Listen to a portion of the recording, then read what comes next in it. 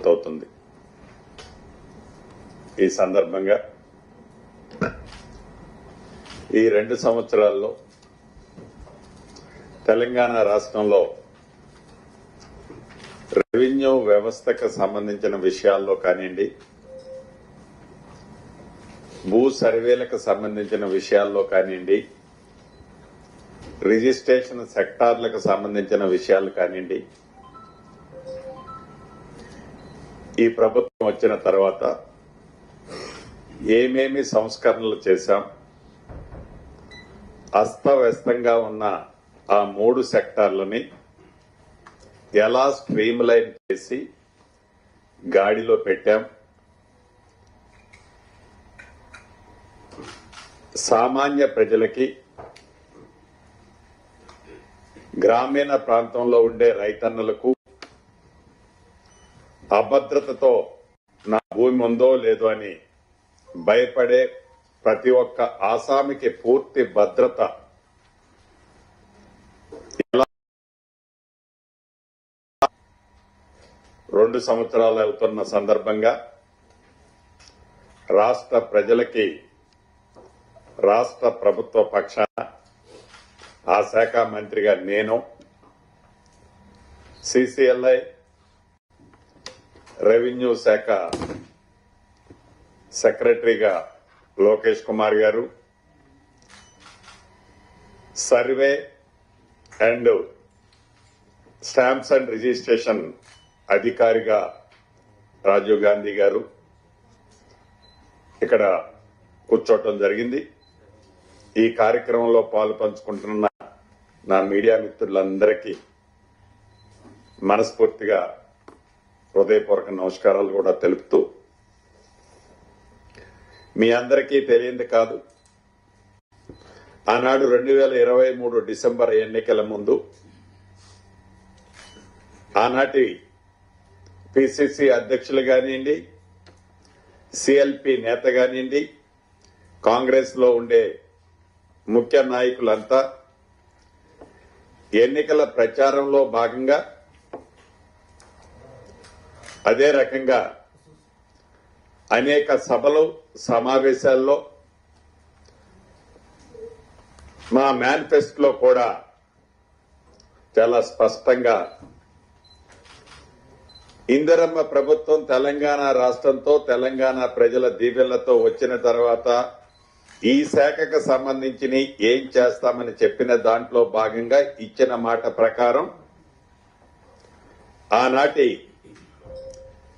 భయంకరమైన ధరణిని బంగాళాఖాతంలో వేయటమే కాకుండా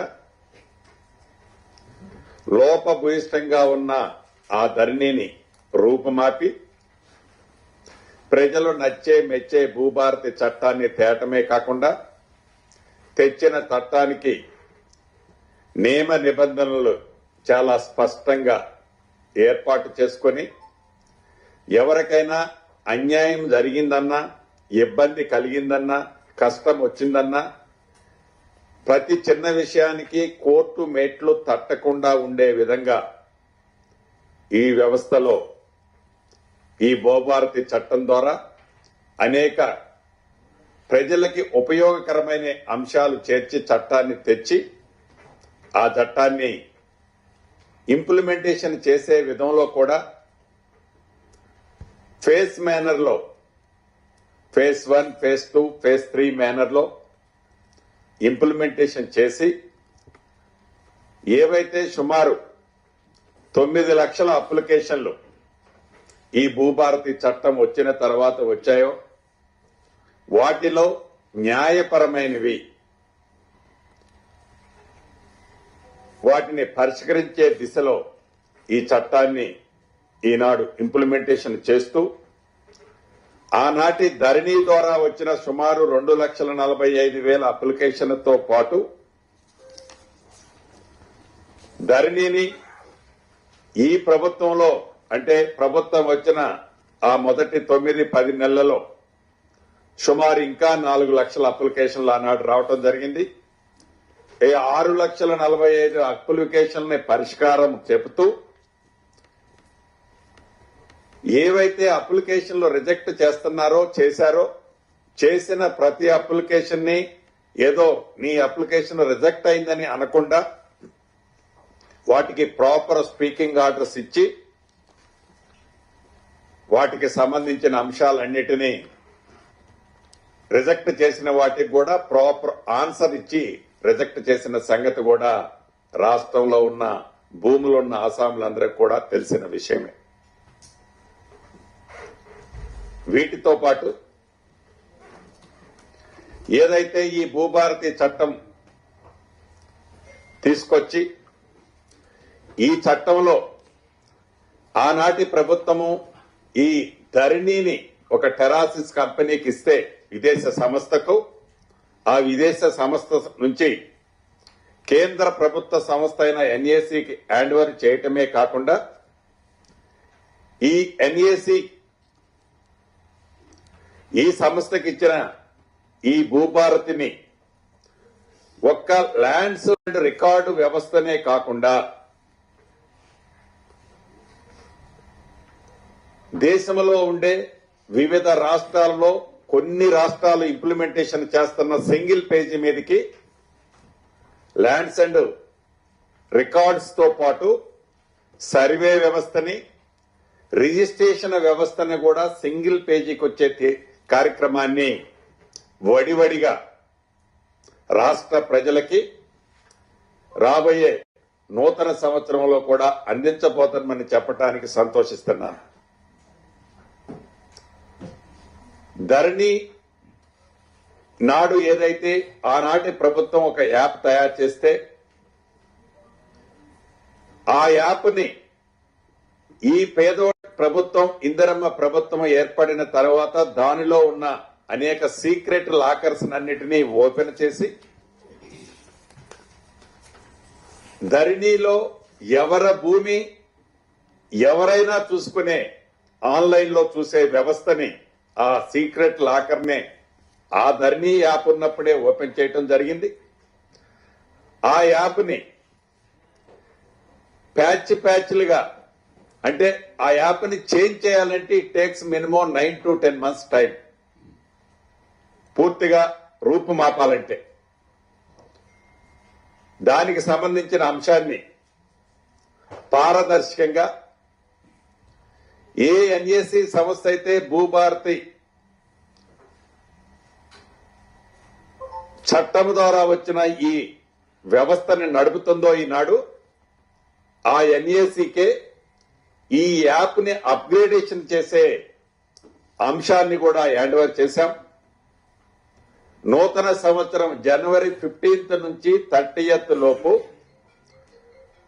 ఆల్ ఆప్షన్స్ తో కొత్త యాప్, ఎన్ఏసీ డెవలప్మెంట్ చేసిన యాప్ ఈ భూభారతి చట్టంతో పాటు రాష్ట్ర ప్రజలకి ప్రయోగకరమైన ఆ ప్యాచ్లున్న ఆ అతుకులు పంతైన ధరణి యాప్ ని పూర్తిగా రిమూవ్ చేసి కొత్త యాప్ కూడా రాష్ట్ర ప్రజలకి ఇవ్వనున్నాం.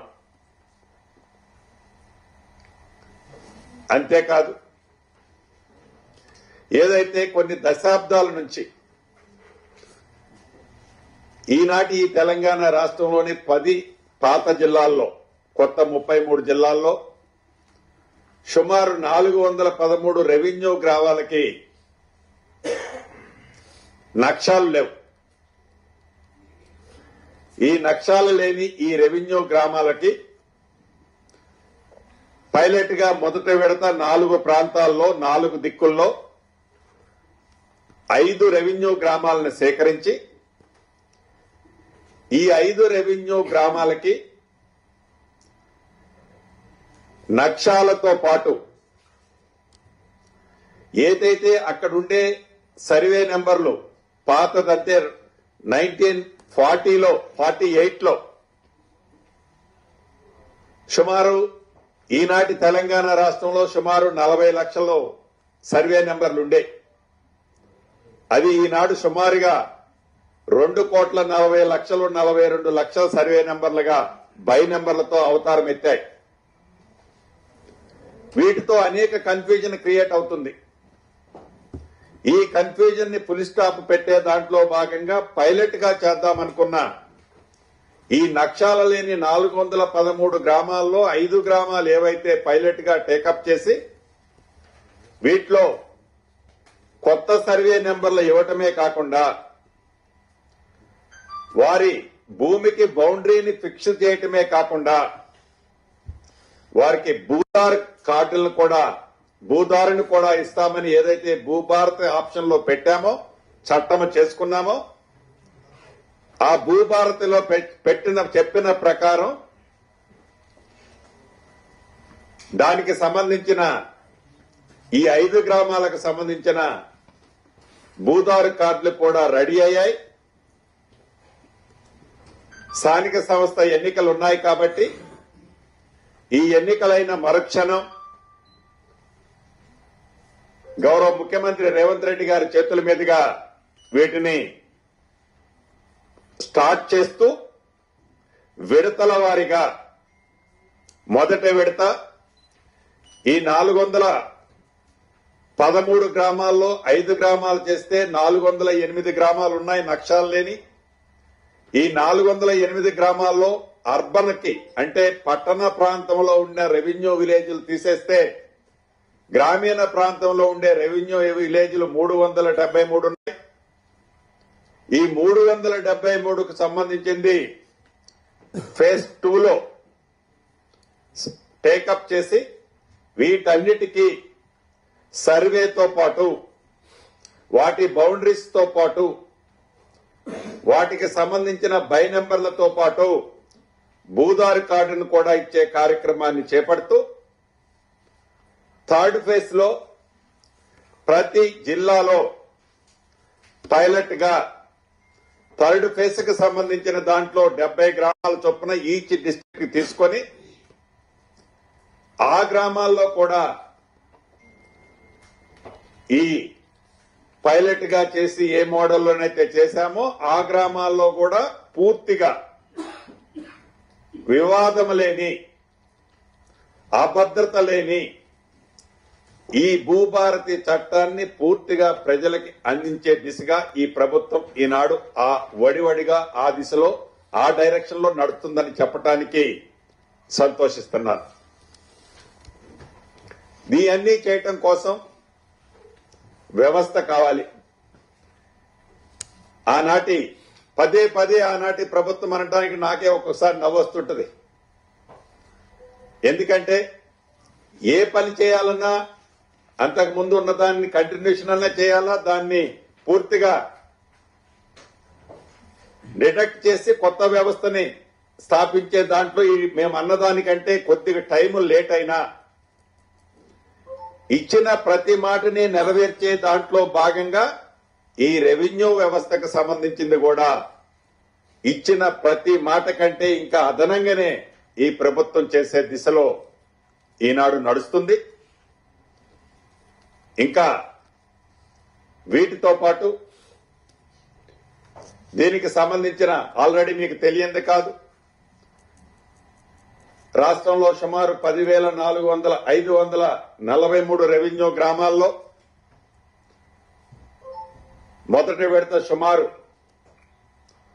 6,000 మంది పైచిలకు విఆర్ఎల్ వ్యవస్థని నిర్మించటమే కాకుండా చిన్న గ్రామాలకి 2 గ్రామాలకి 3 గ్రామాలకి ఒక వ్యక్తిని నియమించి పెద్ద గ్రామాలకి ఒక వ్యక్తిని నియమించాం. ఆ వ్యవస్థతో ఇందాక మేము చెప్పిన ఈ సర్వే వ్యవస్థను కానీ రికార్డు వ్యవస్థను కానీ బౌండరీలు ఫిక్సైజేషన్ లో కానీ పూర్తిగా ఆ వ్యవస్థని ఈనాడు ఈ ప్రభుత్వం వినియోగించుకుంటుంది. దీంతో పాటు ఈ మధ్యనే గౌరవ ముఖ్యమంత్రి రేవంత్ రెడ్డి గారి చేతుల మీదుగా సర్వేర్లకు సంబంధించింది లైసెన్స్డ్ సర్వేర్లను కూడా వారికి పూర్తిగా పారదర్శకంగా క్వాలిఫై అయిన వారిని, అంటే సుమారు అప్లై చేసిన వాళ్ళు రాష్ట్ర వ్యాప్తంగా 10,400 మంది అప్లై చేసిన దాంట్లో క్వాలిఫై అయిన వాళ్ళు ఉంటే మొదటి విడత మనం ట్రైనింగ్ ఇస్తే 7,000 మంది ఫస్ట్ ఫేజ్ లో ట్రైనింగ్ ఇస్తే దాంట్లో క్వాలిఫై అయిన వాళ్ళు సుమారు 3,490 మంది. ఈ 3,490 మందిని గౌరవ ముఖ్యమంత్రి రేవంత్ రెడ్డి గారి చేతుల మీదుగా ఫస్ట్ ఫేజ్ లో రాష్ట్రంలో ఉండే ప్రతి మండలానికి 4 నుంచి 6 చొప్పున ఒక్కొక్క రెవెన్యూ విలేజ్ కి ఇప్పటికే అలొకేషన్ చేశాం. సెకండ్ బ్యాచ్ లో ఏదైతే 7,000 పోంగా మిగిలిన అప్లై చేసిన వాళ్ళల్లో 3,400, ఫస్ట్ ఫేజ్ లో ఫెయిల్ అయిన 3,500, ఈ 7,000 మందికి మళ్లీ సెకండ్ ఫేజ్ కి ప్రిపేర్ అయ్యారు. వాళ్ళకు కూడా December 10th తర్వాత ఎగ్జామ్ పెడుతున్నాం. దాంట్లో కూడా మా అధికారులు చెప్పిన దాని ప్రకారం సుమారుగా ఇంకొక 2,500 మంది టెంటేటివ్ గా ఫస్ట్ దాంతో కంపేర్ చేస్తే ఒక 2,500, 2,700 మంది క్వాలిఫై అవ్వచ్చు అనుకుంటున్నాం. వారిని కూడా డిసెంబర్ ఎండ్ లోపు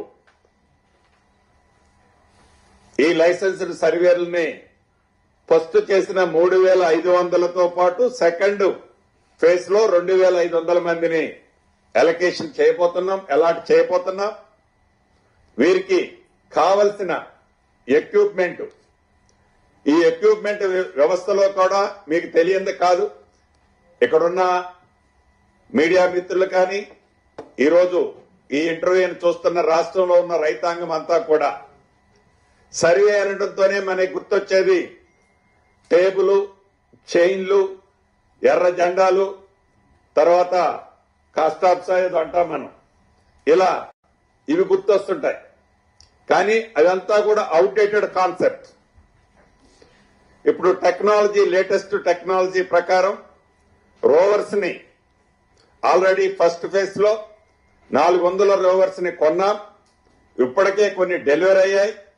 ఇంకా కపుల్ ఆఫ్ డేస్ లో, వీక్ డేస్ 10 డేస్ లో ఈ 400 రోవర్స్ ని ఇంత అత్యధికంగా దేశంలో ఏ రాష్ట్ర ప్రభుత్వం కొనలే. మన ప్రభుత్వంలో ఫస్ట్ ఫేజ్ లో 400 కొన్నాం రోవర్స్. మళ్లీ సెకండ్ ఫేజ్ కూడా సైజబుల్ గా కొనే విధంగా ప్రభుత్వం ఆలోచిస్తుంది, చేస్తుంది.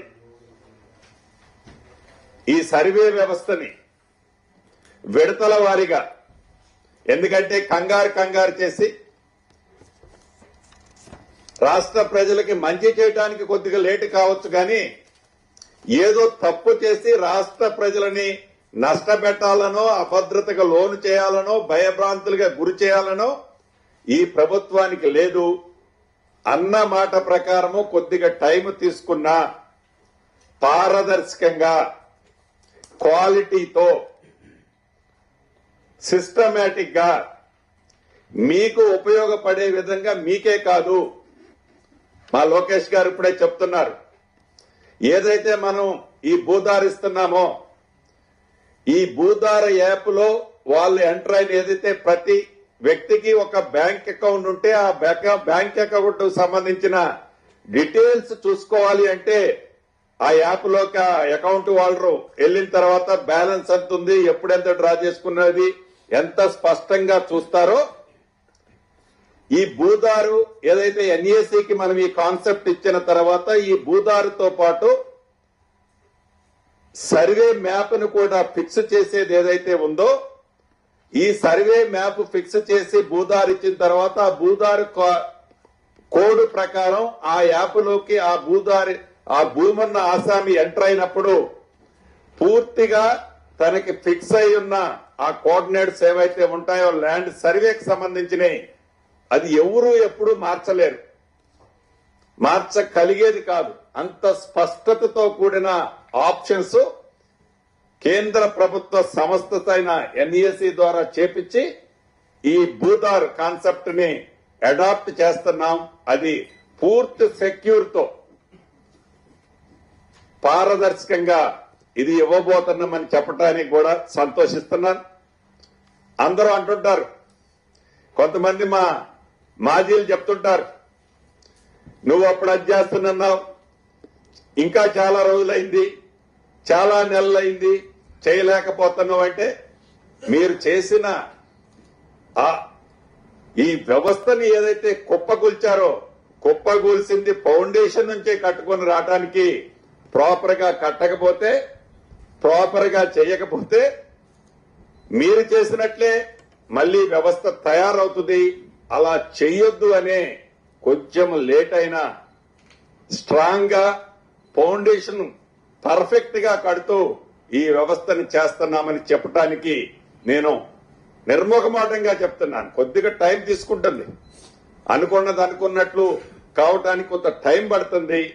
అయినా కూడా దీన్ని పారదర్శకంగా చేస్తామని తెలియజేస్తూ, ఇంకా ఈ సర్వేతో పాటు స్టాంప్స్ అండ్ రిజిస్ట్రేషన్ వ్యవస్థలో కూడా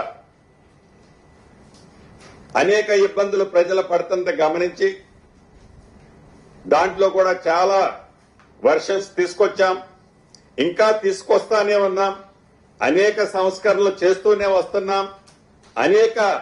ఆ వ్యవస్థని మరింత స్ట్రీమ్ లైన్ చేసి పారదర్శకంగా ప్రజలకి కన్వీనియంట్ గా ఉండే విధంగా ఈ స్టాంప్స్ అండ్ వ్యవస్థను కూడా తీర్చిదిద్దుతున్నామన్న సంగతి మీకు తెలియంది కాదు. దీనికి సంబంధించి స్లాట్ విధానాన్ని తీసుకొచ్చాం. ఈ స్లాట్ విధానం వలన చాలా మంది కొనుక్కునే వారికి, అమ్మేవారికి కొంత టైం సేవ్ చేయడంతో పాటు పారదర్శకతని ప్రజలకి అందించగలిగాం. వాటితో పాటు రాష్ట్రంలో ఉండే అనేక సబ్ రిజిస్ట్రార్ ఆఫీసుల్ని వాటి భౌతికంగా ఉన్న ప్రాంతాలను ప్రకారం వాటిని కన్సాలిడేటెడ్ చేసి హైదరాబాద్ లో సుమారు జిహెచ్ఎంసీ పరిధిలో ఉన్న సుమారు 58-59 ఆఫీసుల్ని 12 ప్లేసుల్లోకి తీసుకొచ్చి వాటిని మరింత పారదర్శకంగా ప్రజలకి ఉపయోగపడే విధంగా ఉండటం కోసం పైలట్ గా గచ్చిబౌలిలో ఒకటి గౌరవ ముఖ్యమంత్రి రేవంత్ రెడ్డి గారి చేతుల మీదుగా శంకుస్థాపన చేసుకుని పని వడివడిగా జరుగుతుంది. మిగిలిన వాటికి కూడా ల్యాండ్ అలొకేషన్ చేశాం. వీలైనన్ని ఆఫీసుల్ని ఏవైతే కన్స్ట్రక్షన్ రంగంలో ఉండే సంస్థలు సిఎస్ఆర్ ఫండ్స్ ద్వారా వాటి ద్వారా కట్టించే ఏర్పాట్లు ఇప్పటికే చేపట్టాం. వాటిని కూడా రాబోయే కొద్ది నెలల్లో ఫైనల్ చేసి ఆ వ్యవస్థను కూడా ప్రజలకు ఉపయోగపడే విధంగా తీసుకురానున్నాం. ఇందాక చెప్పినట్లు సింగిల్ పేజీ మీదకి లేటెస్ట్ వర్షన్ తో, లేటెస్ట్ ఆప్షన్స్ తో ఏదైతే ఎన్ఏసీ ద్వారా తేబోతున్న యాప్ ఉందో ఈ భూభారతి యాప్, సింగిల్ పేజీలో భూభారతి అంటే ల్యాండ్స్ కు సంబంధించిన వివరాలు, సర్వేకి సంబంధించిన వివరాలు, రిజిస్ట్రేషన్ కి సంబంధించిన వివరాలు, ఈ మూడింటిని సింక్రనైజ్ చేసి సింగిల్ ప్లాట్ఫారం మీదకి తీసుకొచ్చే వ్యవస్థని ఎస్టాబ్లిష్ చేశాం. ఆ పనిలో ఆ ఎన్ఏసీ వారు పూర్తిగా నిమగ్నమై ఉన్నారు. రాబోయే కొద్ది రోజుల్లో వాటిని కూడా ప్రజలకి మంచి జరిగే విధంగా వాటిని కూడా తీసుకొస్తున్నామని చెప్పడం జరుగుతుంది.